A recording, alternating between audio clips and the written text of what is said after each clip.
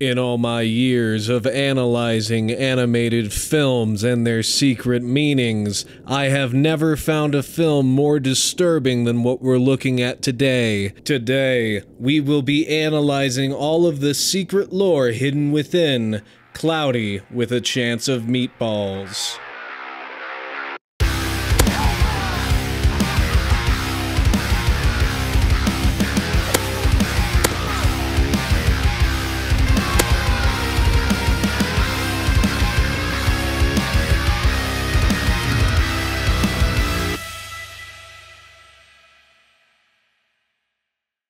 Our first piece of secret lore concerns what really happened to Flint Lockwood's mother. It is established early on in the film that Flint Lockwood's mother was very supportive of his erratic inventor behavior. However, it is also unveiled shortly after this that his mother has been dead 10 years prior to the events of the film, so the question must be asked, what happened to Flint Lockwood's mother? Given Flint Lockwood's erratic behavior and reckless nature towards science and inventions, it can be deduced that he had something to do with his mother's death. His destructive behavior can be seen throughout the film, with much of the town towards the beginning already writing him off as a dangerous and mentally unstable character. Flint Lockwood's father even goes so far as to persuade him to no longer pursue science and invention,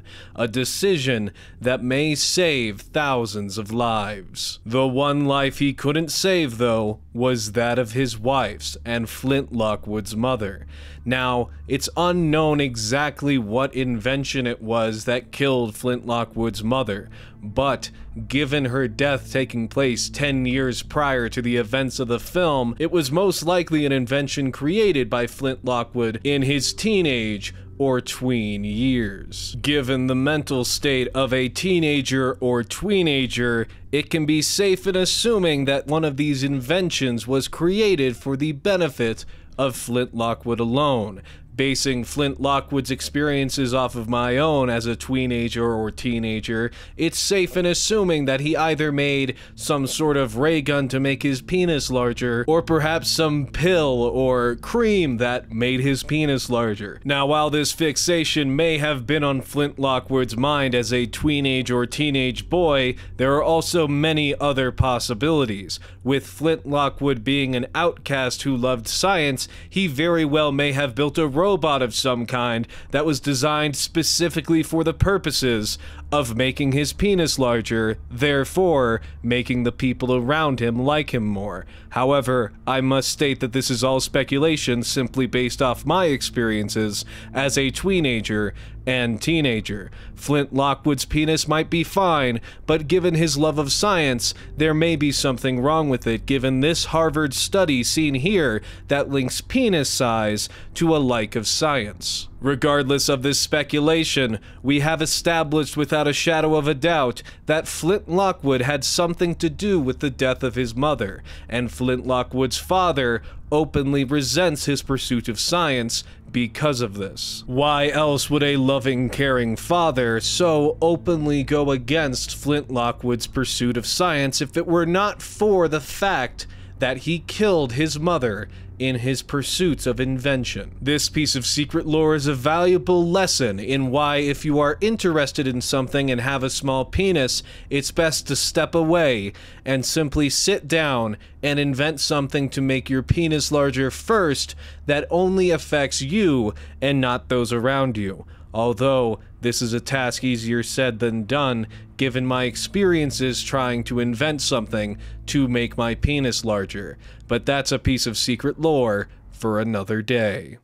Our next piece of secret lore concerns Flint Lockwood's very versatile invention, the spray-on shoes, and what exactly this invention did to Flint Lockwood's health. If you're like me or thousands of other American citizens, wearing a pair of socks for 2 days creates a stench so foul that your neighbor may call the police to investigate a dead body being hidden somewhere in the floorboards. Flint Lockwood is in a similar situation with his spray-on shoes that were applied at some point in elementary school. Now, it is common knowledge that the human foot contains somewhere around 250,000 sweat glands. If the human foot is left to stew in this sweat, many diseases and illnesses can come with it. Diseases and illnesses Flint Lockwood most likely has contained within his feet. The nature of the spray-on shoes locks down any chance of fungus or athlete's foot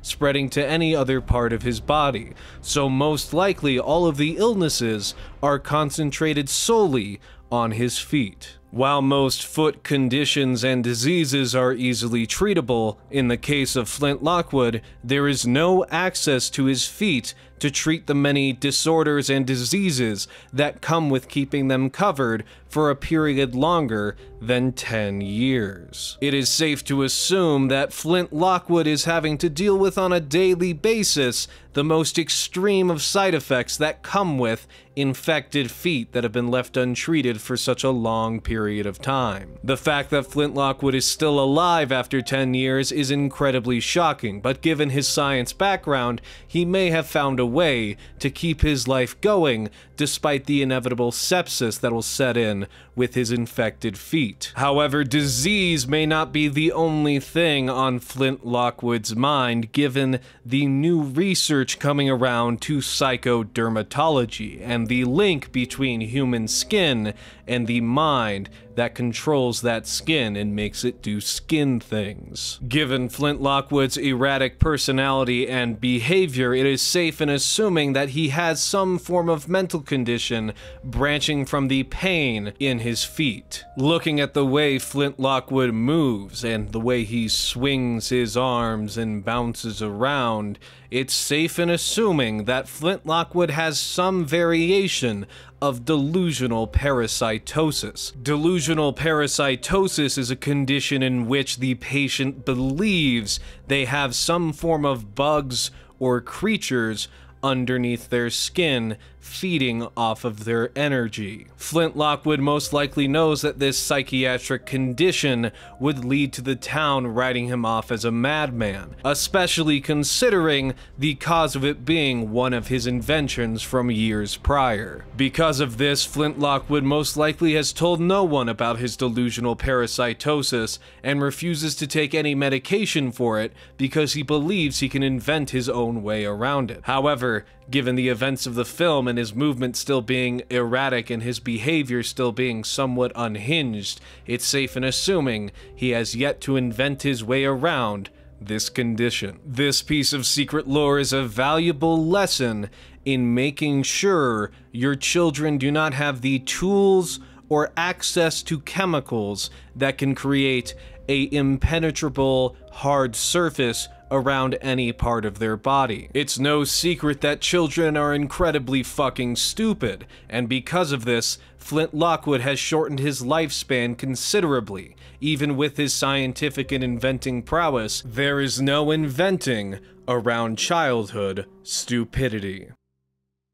Our last piece of secret lore has to do with just how dangerous the food Flint Lockwood is creating truly is. Flint Lockwood states that his food is created through microwave radiation. However, microwave radiation is not strong enough to cause mutations in anything since it is non-ionized. Since the food is in fact mutating, as we can see in the film, it is safe to assume that ionized radiation is what's being used to create it and not microwave radiation. This is an important difference because ionized radiation is strong enough to cause not only mutations, but also damage to human DNA and causes cancer. A possible solution that Flint Lockwood overlooked would be having the food come out in some form of packaging to protect it from the radiation being generated from the machine.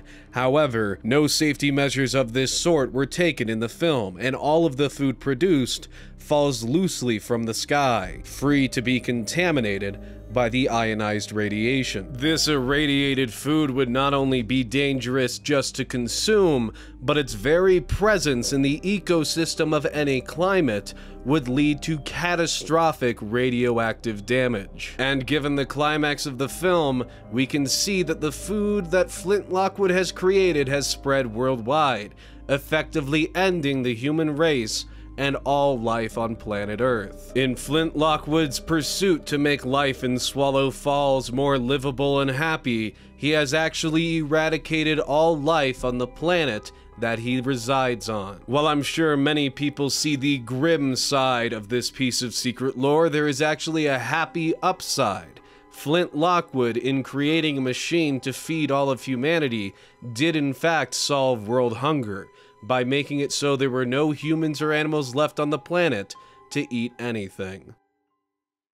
After analyzing this film for thousands upon thousands of seconds, I can say without a shadow of a doubt that it is one of the most disturbing films in recent memory. Although it is cleverly disguised as a children's film, this movie has a lot more going on under the surface than anyone could have thought, and interestingly, it seems to take on a pro-world hunger stance. Flint Lockwood had all of the technology at his disposal to help end world hunger, but instead, he used this for his own fame and glory. The people of Swallow Falls did in fact have food to eat, but there are people on planet Earth who do not, and Flint Lockwood decides that they're probably better off that way. It's a powerful and confusing message, and it's one that we all have to process in our own ways. Personally, I think the message the film is trying to send across to its audience is that food only tastes good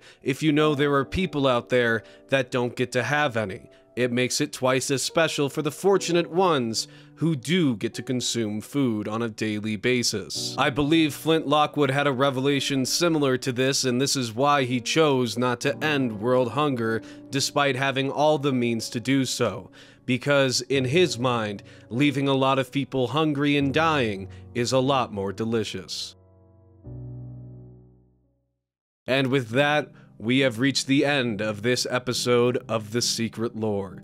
Thank you very much for watching, and if there are any films that you feel have a deeper meaning, please let me know in the comment section below. I will see you all next time when we cover another dastardly, dangerous, and disturbing animated film.